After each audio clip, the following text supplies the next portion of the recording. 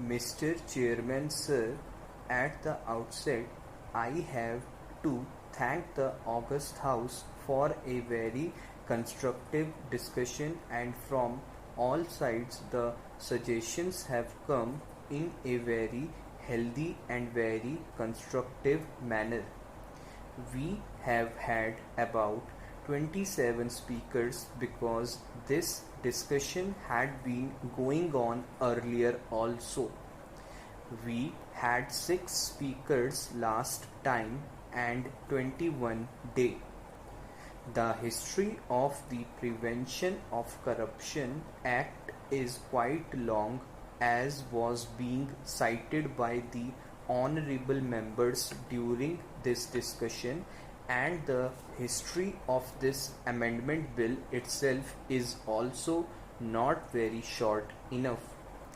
As you would recall, the Prevention of Corruption Act was enacted in 1988. It then underwent a ratification by the UN Convention Against Corruption, which was mentioned by one of the honorable members.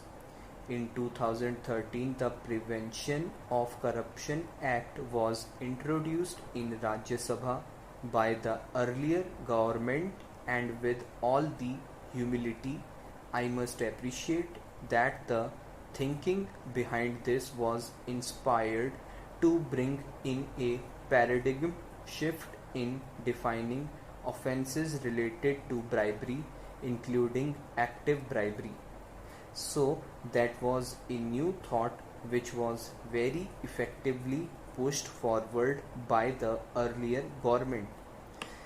However, the amendment bill then got referred to the standing committee. The report came back during the tenure of the earlier government in February 2014. In their wisdom, and rightly so, it was referred to the Law Commission for comments. It came back from there in February 2015, and then the amended form was introduced. In December 2015, it was taken up for consideration and discussion. The discussion went on for about 4 hours. Then it was decided to send it to the select committee. So what I am trying to say is that it has gone through the standing committee, it has gone through the select committee, and it has also gone through the Law Commission scrutiny. The report of the select committee was submitted on 12th August 2016, and again the bill was moved on in August 2017. However, it could not be taken up in the last session.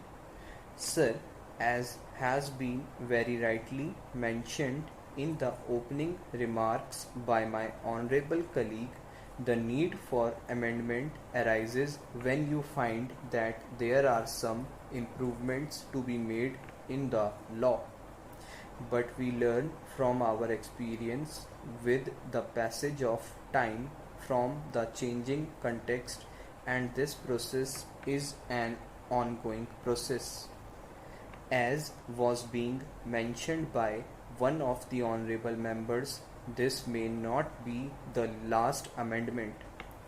A couple of years later, we might find the requirement to bring in some more modifications as suggested by the honorable members, and this process will continue till the society evolves to a level of incorruptibility, because we are still an evolving society, we are still an evolving democracy.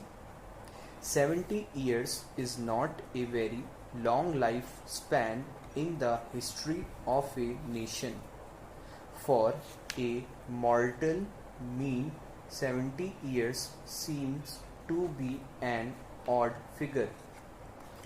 After 70 years, one starts getting all kinds of skeptic thoughts. But in the age of a nation, if you write the history, 70 years will not even occupy the footnote of a chapter of history.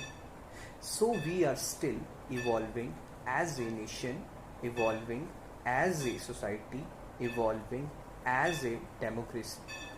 Therefore, there will be need to bring in these amendments, as was also being rightly mentioned, till we achieve that level where we do not need a law. We will need amendments, because once you have risen to that level of incorruptibility, and that steam of incorruptibility gets engraved in our souls, then we would not require any law. We would not require even the Prevention of Corruption Act, and therefore there would be no requirement even for amendments. But till we rise to that level, we will have to go through this exercise and this ordeal of going through this prolonged exercise, which has gone in for the last 5 years. Honorable members would recall that soon after this government took over in the year 2014, one of the earliest declarations made by the Honorable Prime Minister was maximum governance, minimum government.